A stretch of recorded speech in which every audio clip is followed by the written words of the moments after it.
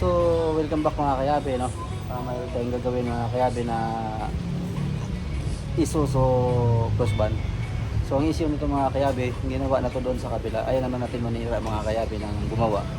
Hindi naman siguro hindi naman natin masabi na hindi kaya.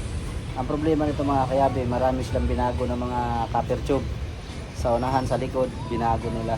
So, titignan natin mga kayabe kung bakit siya yung preno wala. So, samahan nyo ko mga kayabe, just keep on watching.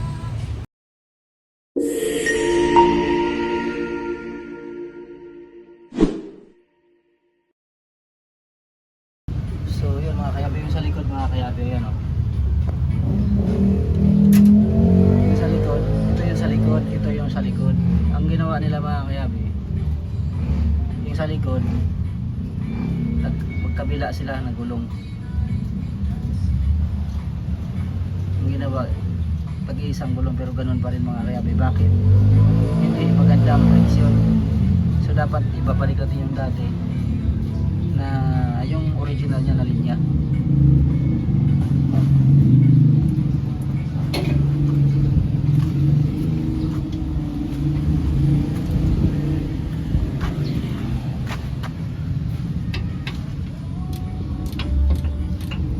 Yung mga kayabe, pinotol nila, tapos ito yung isang linya, yun doon sa dulo na pinakita ko doon sa inyo. Saka yung isa, ayan yung isa, yung pinotol, ayan yung tubo. So dapat ang isang tubo na to mga kaibigan, papunta yan doon sa kabila, doon sa kabila. So maraming nangyayari mga kayabi na binago nila. So papatinuin natin mga kayabi, just keep on watching lang. So ulit mga kayabi, tinanggalan natin itong mga kayabi yung tape. Ito galing sa taas, ito kaliwat kanan sa likod, yung sinuplayan nila. So binalik na natin, ayan, ito binalikan na natin ito yung flexible hose, binalik na natin yung supply, ito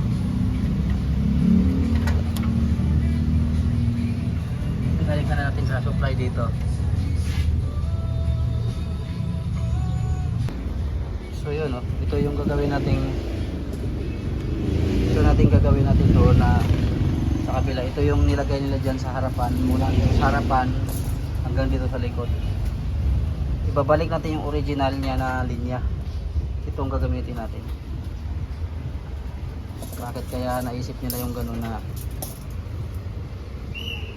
brake system? So magpuputol tayo. Yung kabilang gulong kasi at saka yung kabilang gulong, isang connection lang yan mula doon sa harapan, papatakbuhin sa kaliwa, papuntahin sa kanan yung pressure. Ganyan lang yung function yan.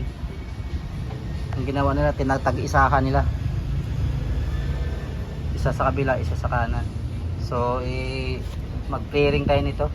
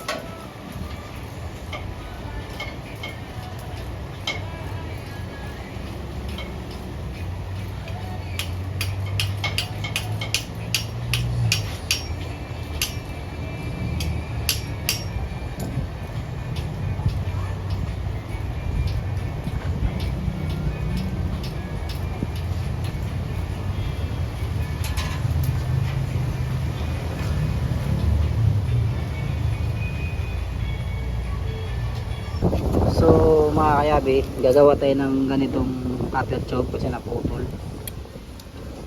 Ayan.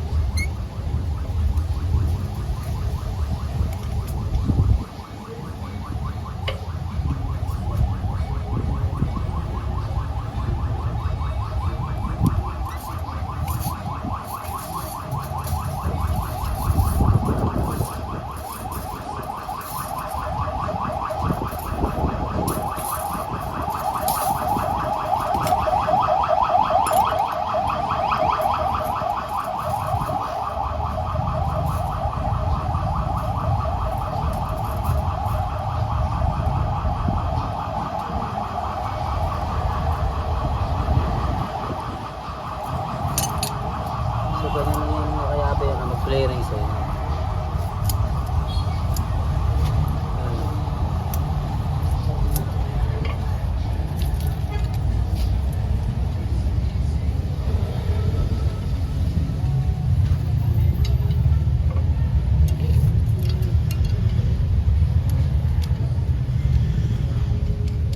Marami kasing ginawa sila mga kayabi na bypass. Hindi naman nila napagana. Balik natin sa original.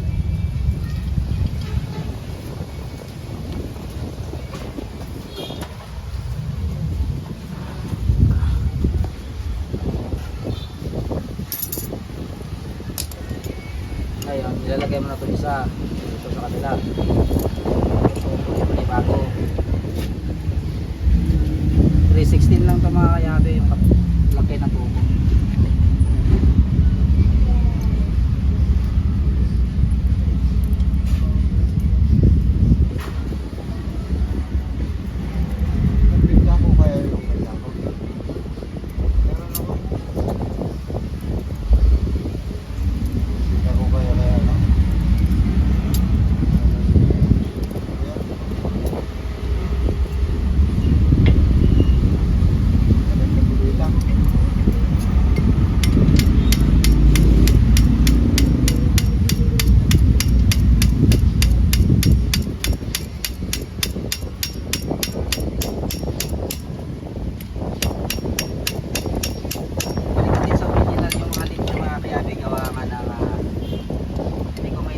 Bakit nila gumawa sila ng bagong linya. So babalik natin sa dating linya.